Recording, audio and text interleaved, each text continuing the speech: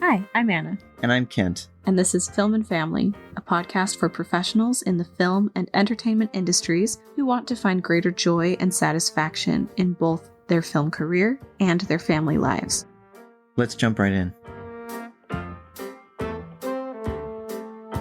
Today we want to share our interview with Akima Brown with you. And Akima Brown is at the forefront of making change for filmmakers who also have families. And so she is a very talented professional in the film industry. She is the founder of Real Families for Change, and she's just a really delightful, intelligent person. We're so excited for you to get to listen in on our conversation with her. It's a real treat. We're excited to share it with you.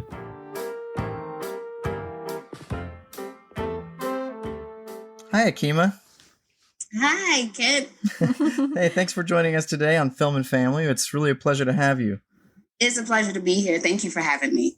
Awesome. Hi, Anna. Hi. We're so happy to have Akima on the podcast today. She is a friend of mine and also a self-proclaimed artist activist with nearly 20 years of experience in both the public and private sectors in the film world. So she's worked as a writer, producer, casting professional. You can see some of her films on Discovery Network, Netflix, and she has some critically acclaimed short films as well. Quite an impressive resume. She owns and operates BTG Multimedia Group, and she also, has what did you call yourself for RFC? You are Chief Executive Officer, founder and Chief Executive Officer of Real Families for Change. Did I miss anything important? No, I don't. I don't think so. You make me sound awesome. I appreciate it. Oh, you are awesome. Okay. Yeah. So, Akima, I just want to ask some quick questions. So it sounds like you've done a lot of authoring of films, which I think is interesting to our audience as well. Filmmakers that are trying to either break into the industry in some manner or author the films themselves, right? Not just work their way into the industry. Either way, we're addressing either people who want to have families or who have families of some sort. And you have a little bit of a backstory regarding your family. So talk to us about your family dynamic and how that has affected your film experience. Oh, absolutely. So mine is a bit unique in that I actually was working, the traditional 9-to-5. I was an educational research analyst before I got into film.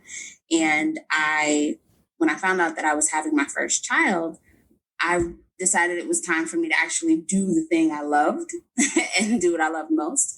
I had been dabbling in it as a freelancer for years, doing story analysis and things like that. And I said, I need for my son to see me living a fulfilled life, doing the thing that I really want to be doing and what I really, truly love, and knowing that it's possible.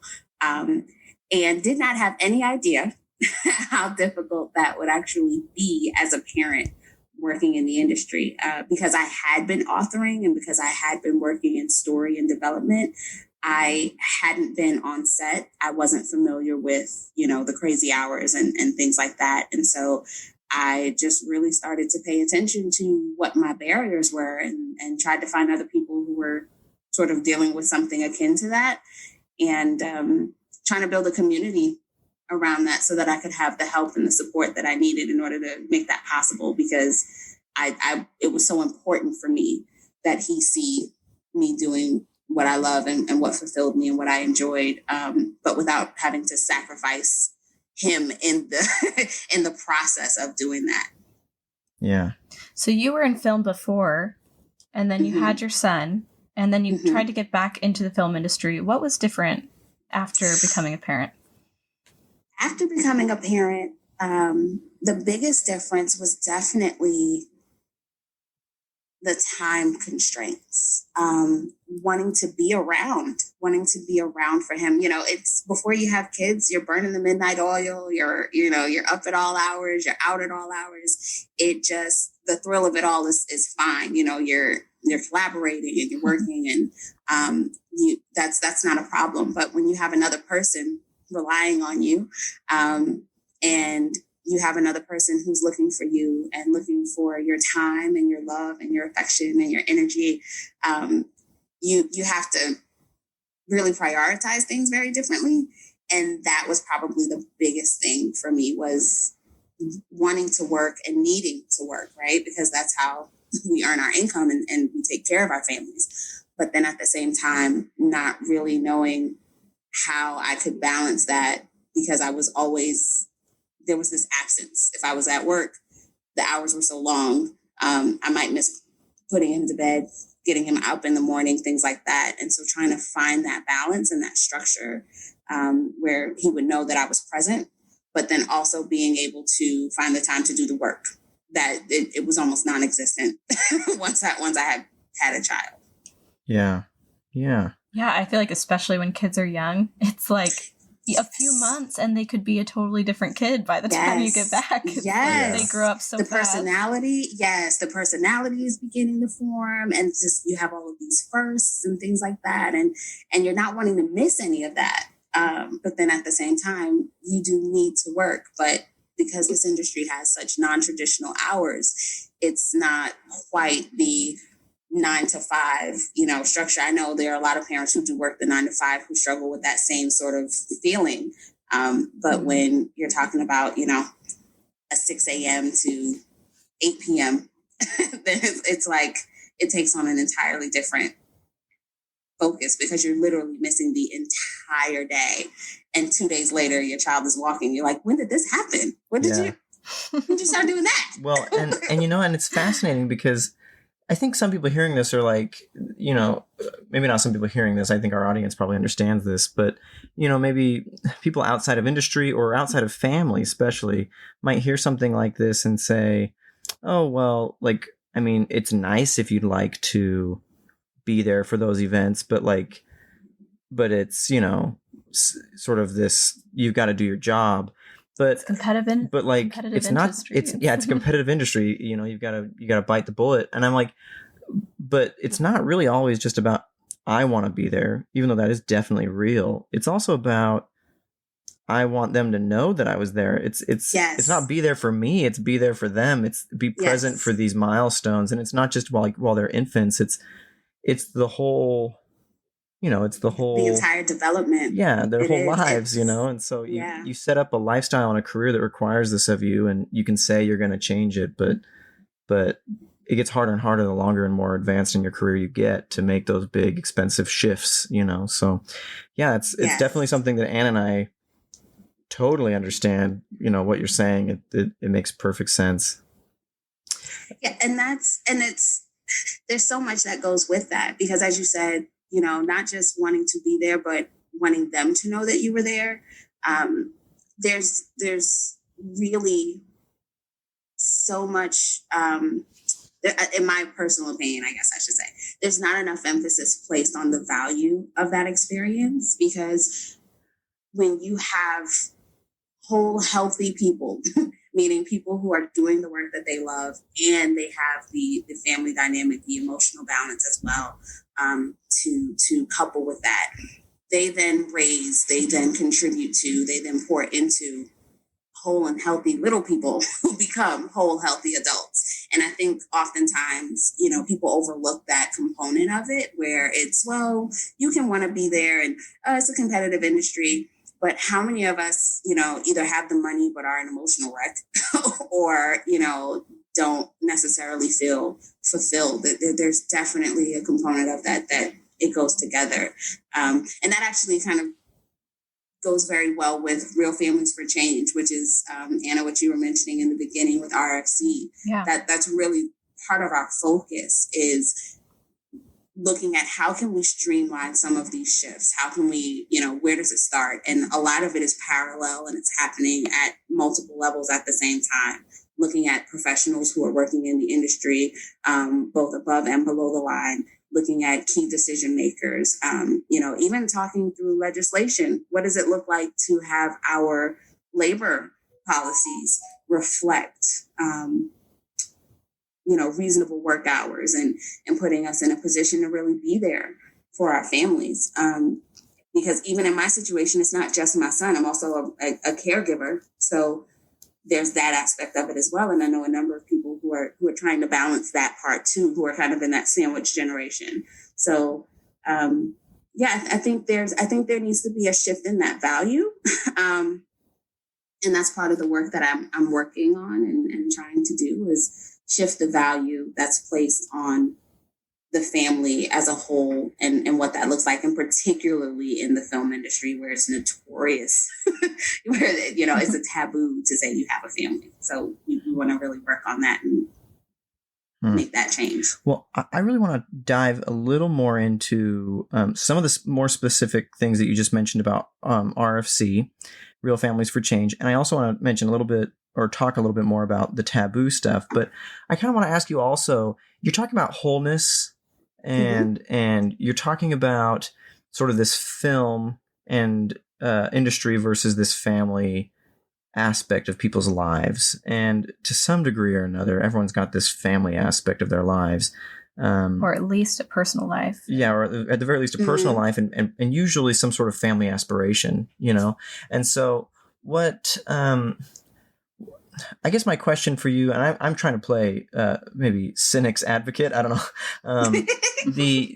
So why would you say that even matters? If you want this family stuff, why don't you just realize that maybe someone would say, doesn't that make you less passionate about the work? Wouldn't it be worth just kind of putting that stuff off and like really focusing on the film career, or it's so competitive, Well, I love that question. Yeah. Well, so like, why do we need families in the film industry, or I guess family representation? Oh yeah. See, this now you're getting into my nerdy stuff. Great. So one of the things that I studied, I'm all excited now. So first and foremost, studies have shown that families are the cornerstone of any society. When you look at society, you can see how healthy it is dependent upon how healthy the family dynamic is across the board within the society, right? So when you have families that are falling apart and breaking down, you find that society is doing the same. That's the macrocosm part of it, right? That's the 30,000 foot view. When you look at, however, how those families then inform, how society then informs industry. And so when you talk about having healthy families, you're talking about having healthy people. You're talking about having people who have a level of emotional intelligence. You see decrease in conflict. You see higher productivity. You see better lines of communication. You see people actually going into industry and it becoming more innovative and advancing more quickly. And so as these things are happening, it's usually because outside of that work, there is a level of fulfillment that people feel on a personal level. So let's say it's not necessarily family, but it is most likely going to be some kind of an interpersonal connection. Typically that comes from, our tiny tribes, our families, whether that be, those who are blood related or those family connections that we make around our communities. And so when you have that and you see those innovations, you see that advancement, you see that productivity, you see the decrease in conflict, you see those things. Film is a collaborative industry. You need people like that in your industry to make your industry thrive. You need people like that to ensure that your industry is going to continue to grow, that it's going to continue to advance and not become stagnant. Because in truth, we have a pandemic right now. We're trying to figure out how does that work? What can we do? You need people who actually are able to problem solve and to critically think. You find that people who are caregivers, parents, heads of household, things of that nature, those are the folks who actually use an entirely different component of their brain that allows them to problem solve in split second decision making. Those are the folks you want going, okay, how do we determine the best means of reopening and getting back to work and doing these different things? And so we want to have that, even if for no other reason than, hey, you know what? Does it make you less passionate? No, it actually makes you more passionate and more fulfilled. Does it take away from the career? Not at all. It actually is going to make you a better professional when you have these external aspirations and these external connections, and you have these healthy interpersonal, communities that you're part of. So I would love to talk to the person who thinks, oh, you know what, either get out of the industry or, quit trying to aspire to this family thing because it's not worth it or whatever have you.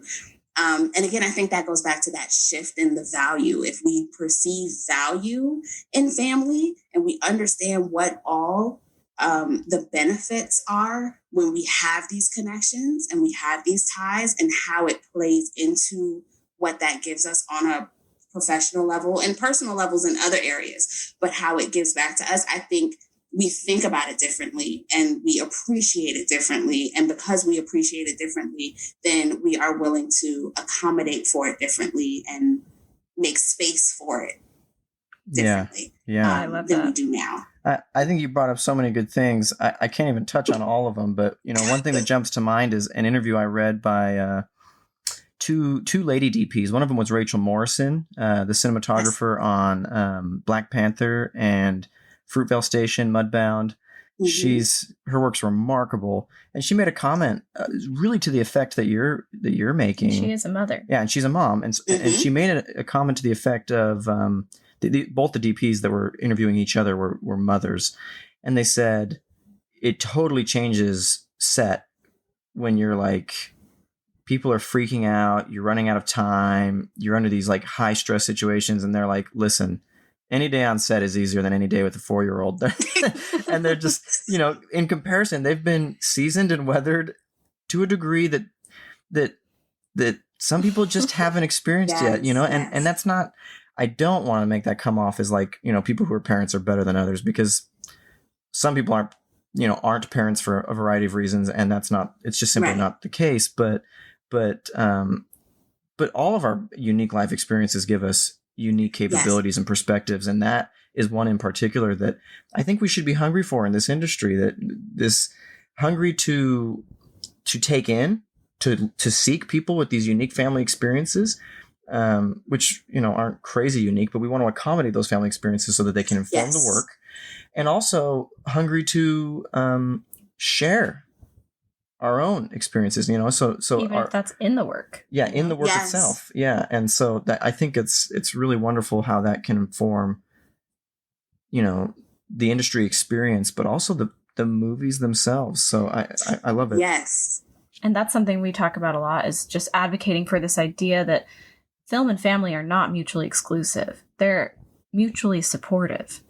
Yes. And this is a lot of what you were saying, but basically the idea that I'm a better mom because I'm doing something I love and it helps me feel fulfilled and I'm being an example of pursuing my dream.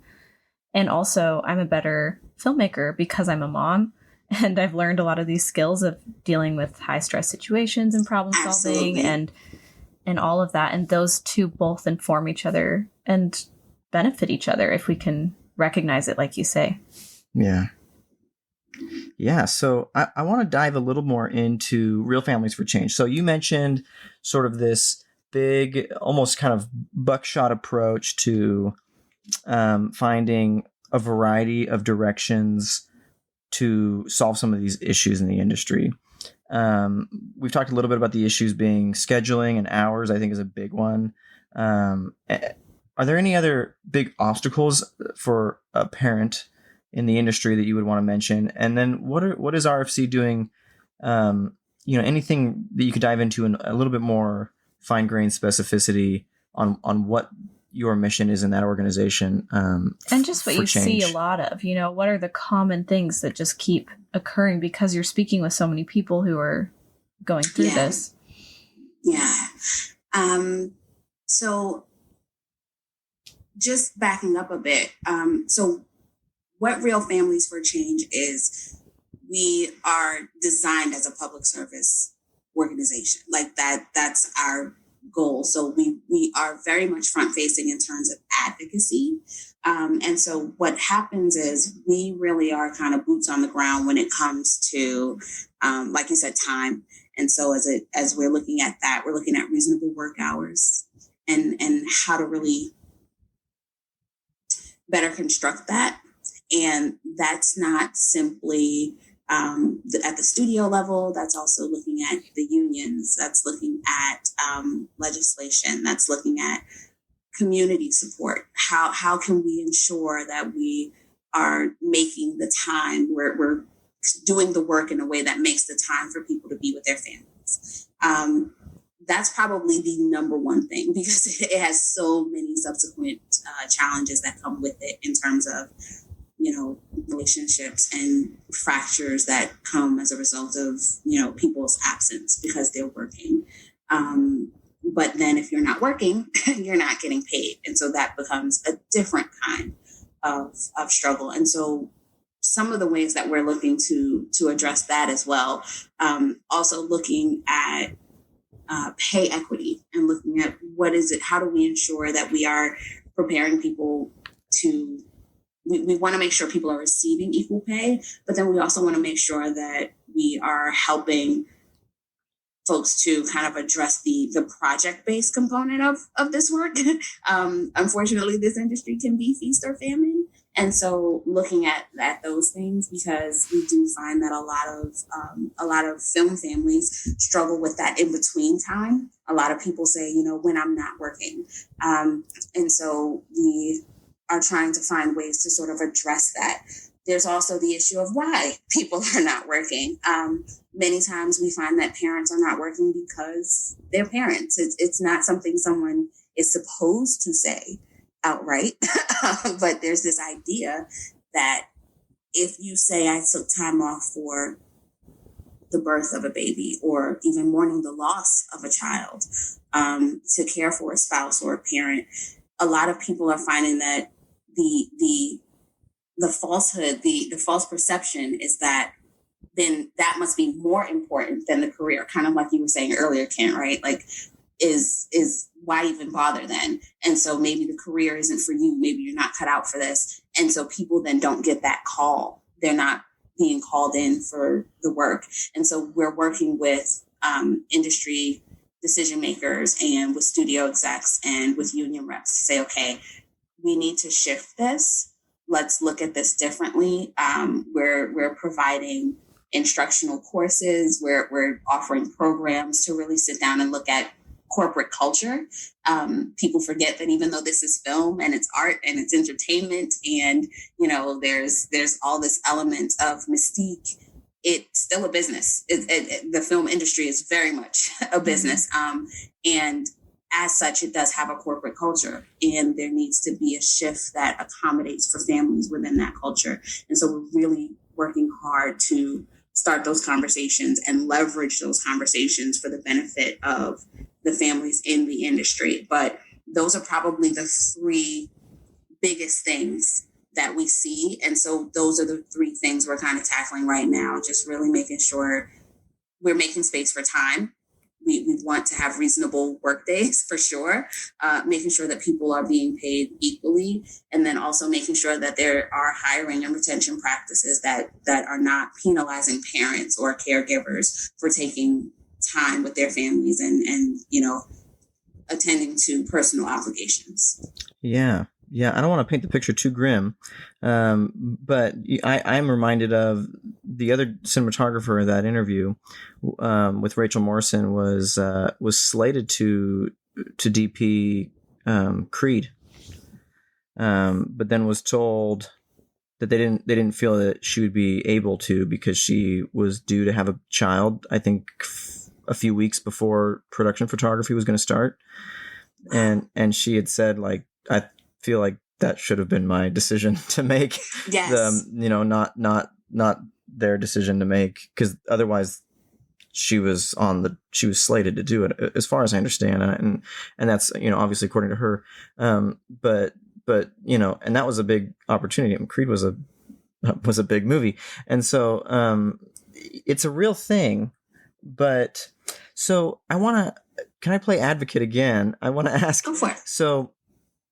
And because this is a challenge that I find on the ground as an independent producer, Ann and I are kind of we're really content focused. We're really trying to actually write scripts and make movies.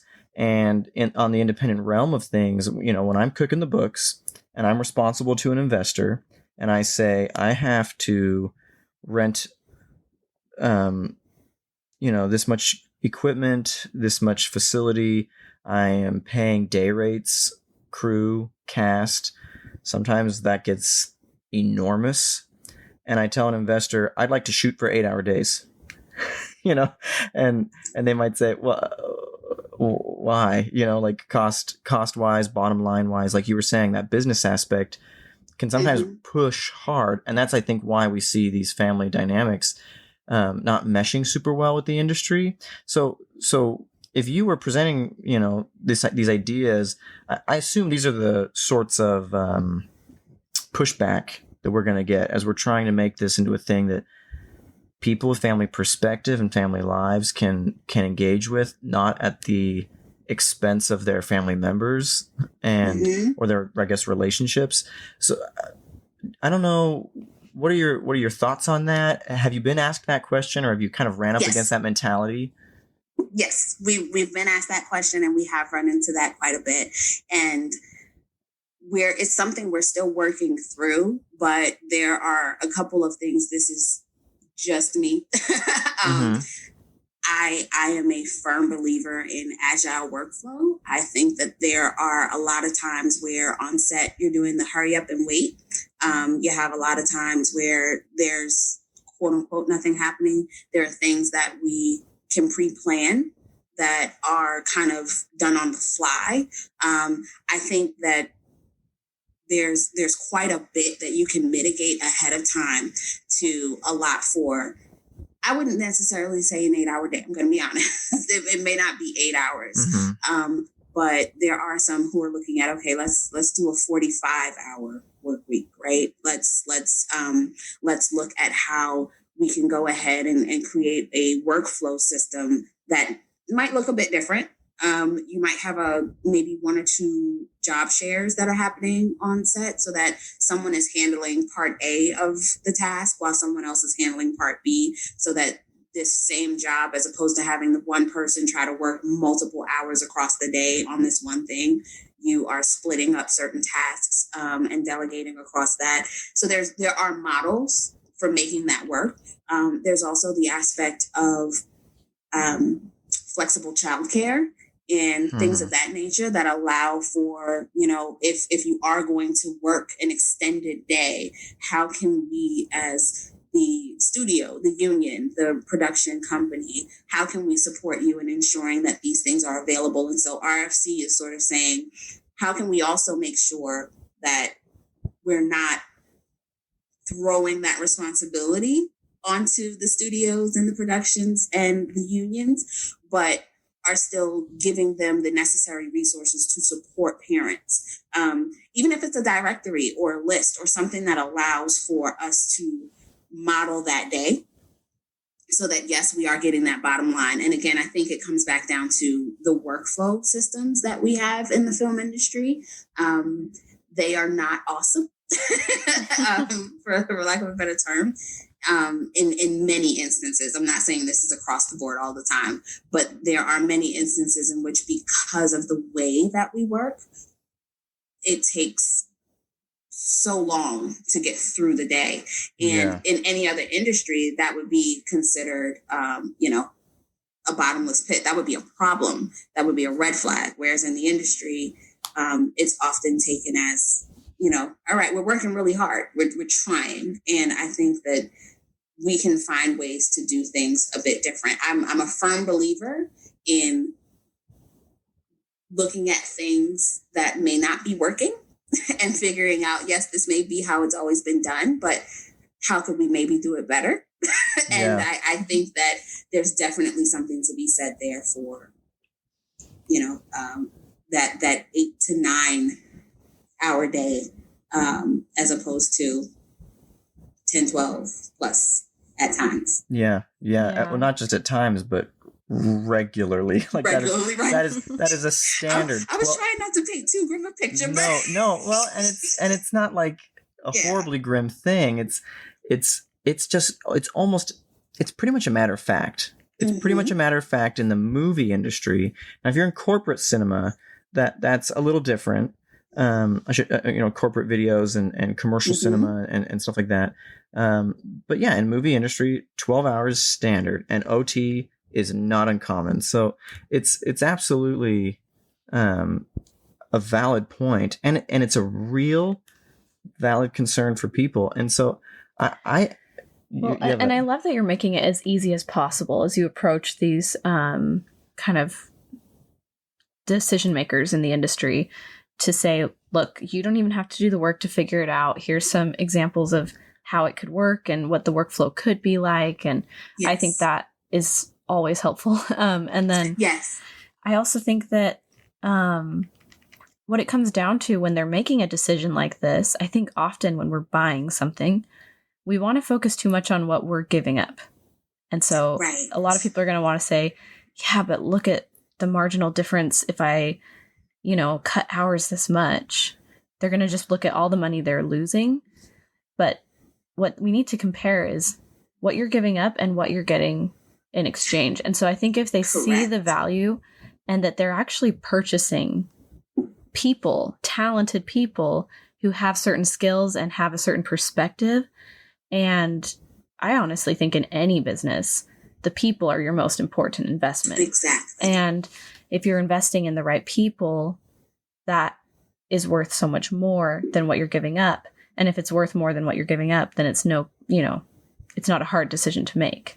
Yeah. Exactly. Yeah, and this is an interesting dynamic, and I push hard with some of these, hypothetical questions, which are very real, because this is the kind of thing that I think Anna and I, in our own career, being in a sort of, as a producer of an independent film, feeling very responsible over the production, the timeline, and the investors, and yet also being parents of small children, and realizing that that's a very serious responsibility as well, and a huge part of our lives, and it hugely informs our creative work.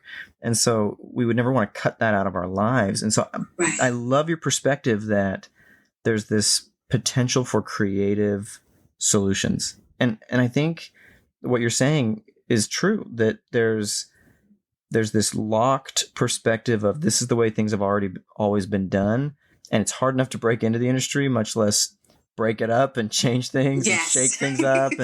And yet I actually think that what you also mentioned, this idea of agility, which COVID is kind of making into a necessity anyway, because we really are, it's becoming harder and harder to have, 100, 200, 300 people on set. Yes. And so you start to say, okay,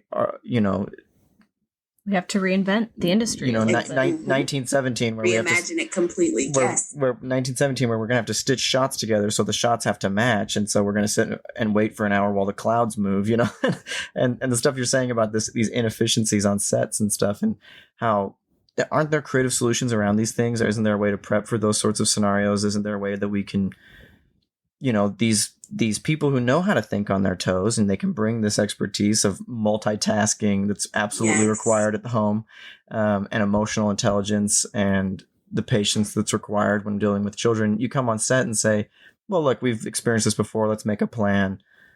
Let's get it done in 8 to 9 hours. If that's what we have, that's what we've got, and we can make it happen. And when you change your minimum baseline, it really is a possibility. Anyway, I just want to second some of the things you said after pushing hard for them, just because it's a mind shift. I appreciate you doing it though, because it does give me an opportunity to kind of express what we've been thinking through, and some of the solutions that we have been considering, because this is what people ask. This really is what we get asked often. So I actually thank you for taking that stance. Yeah, well, and I want to just also let our listeners know that there are people out there that believe that this is possible. And a lot of our listeners will have more power than they realize to make some of these things happen on their own, not just by taking a stand for themselves. But I think many of our listeners are independent producers, independent directors, independent writers, even actors who are in a position to actually suggest these things, enact sort of Yes. these approaches. And it's not just, like you said, studios. It's some of these smaller Yes. guerrilla filmmakers that are often making excellent films that make their money back, that are real professionals. We're not just talking about Marvel here. And by the way, Right. while we're on Marvel, they shoot 10-hour days. Right. You know, and so it's absolutely possible. Now, because of certain union fees, that's extremely expensive for most people to do. So that's where these conversations with unions come in, where it's like, do we have to penalize people, you know, and make them pay these huge actor fees for skipping lunch and shooting a 10-hour day, you know? So recognizing that in some ways that's actually hurting other people on set. Exactly. And again, that's why they are part of the conversation, because we need everyone on board. And I appreciate you saying that, because that's really our stance. We need everyone on board. It's not just studios. It's not just the unions. It's not only indie. We need everyone. We need everyone to take part in this, because in order for the system to shift, everyone who is currently participating in the system has to kind of come to a general consensus of some kind and say, this is not working. And I think amidst COVID, we see, this is really not working. This is really not working. And so now we have it's an unfortunate, but it's an opportunity nonetheless to make some shifts and make some changes. And, you know, I'm just happy to be able to talk about it and say, this is what's needed and this is what's possible. And And I love that you're so, have an opportunity. Sorry, I didn't mean to cut in. No. I love that you're so passionate about it, because I think for some people this can feel so overwhelming and so discouraging, but we're creatives. And I think if we look at this as a creative constraint, a creative challenge, yes, like it can be kind of exciting to say, how are we going to figure this out? I'm sure we can figure out something that will change everything, or even little pieces at a time that will put it together. And I think I feel really proud of, even just in our own life, the little things as we stick with it and we keep trying to balance both, the little solutions that we find, whether it be like, you know, a two-way camera to check in on the kids, or getting service in a remote location, or like for me as a mom who's nursing, and I have been for like 6 years now, finding a breast pump that I can just wear, that's portable, that doesn't have to be like attached to a wall, stuff like that. It feels like a lot, but little by little we start to find solutions, and it's kind of a fun. And it's these are creative solutions that only come when you actually decide to believe that it's possible, and you just move forward toward it as if it's going to happen. Because what happens is when we don't believe, and even if we believe that, on the one hand, I agree with you, Akima, that, you know, it's got to be everyone, but it really just has to be one person, and that's the individual that decides, this is the way I'm going to shape my life and shape my career. And, you know, it's going to be, you only get to everyone by one individual at a time. And at a time, exactly. And so when a filmmaker, when an actor, a studio executive, a director, or writers, I suppose writers aren't usually doing the 12-hour shifts, but writers, I've heard many of them are just like, I just do 8 hours a day, and when I'm done, I'm done. But there's others. Depends on where you work. Yeah, it depends on where you work, and it depends on, you know, how quote unquote valuable you are, which I don't like that paradigm, but you know, and so when an individual decides that that's the way it's going to happen, you know, Anne and I even, you know, we had some of these conversations before we got married, and we basically said, we're going to create this life which makes absolutely no sense, which is like, we're going to make these films and we're going to do it together, and we're going to have kids, and wow, maybe we'll homeschool those kids. Like, you know, and it just like gets right. And it sounds absurd, but then you just kind of just do it. And it doesn't make any sense until slowly but surely, one step at a time, you start to question things and go, well, does it have to be this way, or does it have to be that way, or do we have to do things the way these other people have done it? And can I take a little more creative control over each step? So anyway, I'm saying this mostly for anyone listening to the podcast. Like, you don't have to wait for everyone to be on board. You can be on board now yourself and decide that this is possible for you, and you can shape your film career, and you can shape your own family life. And it reminds me of what Stephen King says in his book On Writing. He says, art is a support system for life, and not the other way around. Right. You don't vet your life and sort of suck it dry so that your art can breathe and become alive, because then you die, and then there's no artist left. And that's what he's speaking from experience, and like recovery from alcoholism and all these other things that he experienced. And I think that's something all of us experience in the film industry. It's easy to fall on one side of that or the other. I definitely agree with that. And I would even say, I do believe that it does begin with one person. You can't get to everyone until you start with the one. I do also know, I strongly urge anyone out there who is listening to, yes, be the first and take that first step. And also I'm always the fan of finding like-minded individuals, because there's something about, so there's an African proverb that says, if you want to go fast, go alone. If you want to go far, go together. And essentially what happens is, when you're going, you can make that shift and you can make that change, and it will happen for you. But a lot of times it can get lonely. I do think that one of the things about this industry is that it can be somewhat isolationist. And I think having other people who maybe aren't necessarily taking the same challenges as you, maybe they're not quite as ready, but who can at least cheer you on and keep you motivated. And because I think that's been a major benefit from being able to do this work, is that I do have people around me who, they're not in film. They don't have any idea what I'm doing. they think I'm crazy 99.999% of the time, but they do at least say, you know what, if that's what's working for you, you keep doing it. You don't give up. You keep trying it. You create that crazy life. You do that thing. You be that example.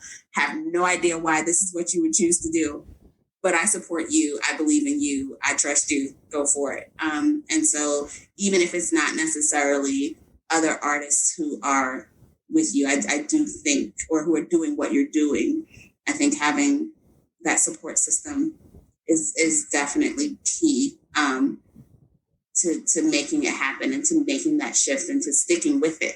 Because a lot of times when you get that pushback, it can be hard to cave. And knowing that you have people who are saying nope. And I even think just this podcast, just really having a space like this that exists to encourage and inspire people to keep going in the midst of what they're trying to create in this industry. I think that's awesome. I think that's incredible. Yeah. Yeah. Well, and I think, I think that, sorry, I'm trying to formulate what I'm saying here. I kind of spaced it. Right. I was listening so intently to what you were saying, and then I spaced what I was going to say. Well, that's okay, because I really think what you're saying is important. You were saying, if you want to, I love that proverb that you said about going fast versus going far. And I really do believe that the long game is the better game to play. Yes. And I think this idea of going far means a lot about looking forward to legacy, and legacy is focused on individuals and people and families. And I think that, people that are outside of ourselves, and I believe that there are lots of artists and professionals and producers in this industry that feel this way. They feel that these things are important. And again, like, we want to get as many families into this industry on as many movies as possible. But if it takes starting by factioning out and finding those like-minded people and just finding a sustainable way to make movies the way and in the process that you believe in, then you pull together. And so you pull together because you can prove that it's possible. And then when people start to see that it's possible, then it starts to change mindsets. And so that idea of like just finding that, I don't like tribe, maybe because it's a little buzzwordy, but finding those, I wish I could remember who. Sometimes I remember really cool things said by people who I can't remember who said them. But it was a DGA podcast. They have a great podcast called The Director's Cut, which I recommend anyone listening to check it out, especially if you're interested in directors. Where one of the director's main advice to aspiring filmmakers was find your people. Find the people that you can make films with that will help you through the early days where you don't have a lot of money and where you're sort of doing everything on speculation. Find your peers. And I think in this case, the same applies. Like find the people that realize, well, what do you do when you put a bunch of moms and dads and people who actually want to have lives together and say, let's just figure out a new way. Then those are the people, and you got to find each other and pull together. I don't think they're as rare as we make them sound.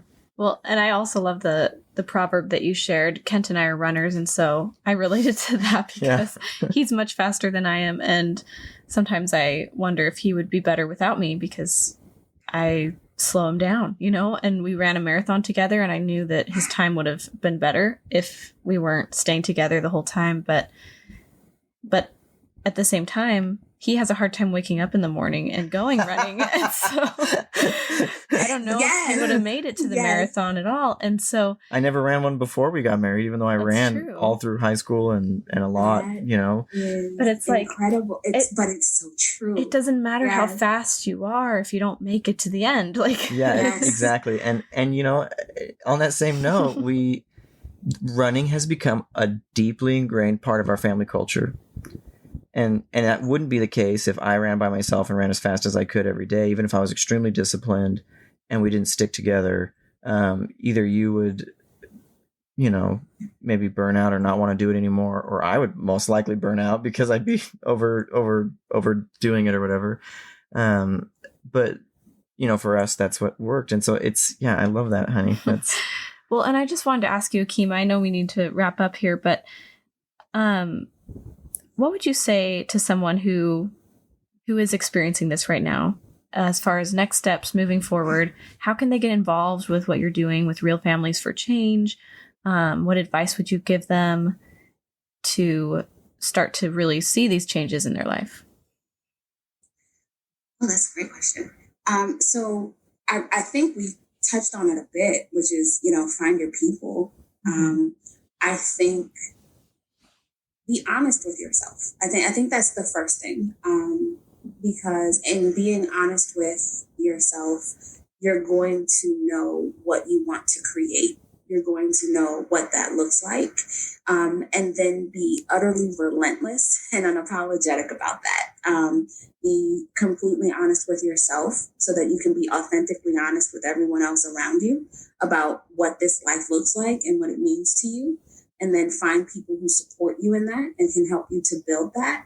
And where I think Real Families for Change comes into that process, we're always looking to hear from people about what that is for them, about what that looks like. One of the very first meetings that we had, I asked everyone, in an ideal world, what does it look like to have, everything, to have your family and your film career? What does it look like? And some people said, I can bring my kids. Some people said, I can go home at a decent hour. Other people said, I'm making family films with my family. Like they're there. They're part of the process. That's what I want to see. And it wouldn't be odd, for my kids to be learning this trade and apprenticing on set at 12 years old. And I was like, okay, but it's what works for you and finding the people who can help you to build that. And so Real Families for Change, you can find us on social media at Real Families, REEL Families. You can find us online at realfamilies.org. Our website is still under construction, but we have our chat box there. Feel free to chat with us in real time. Facebook, same thing. We do have a Facebook group, facebook.com/groups/real families. And yeah, we just welcome the conversation. We want to know what it is that people are trying to create, and we want to help people to find their people, essentially. Like I say tiny tribes. I'm a big fan of tiny tribes, and creating those and saying, hey, these are my people, and I'll go to bat for them, and I know they go to bat for me, and we support each other in creating what we want to see in our lives and in our careers. And so I think, if that's something that interests folks, we'd love to have them come on board and be part of it.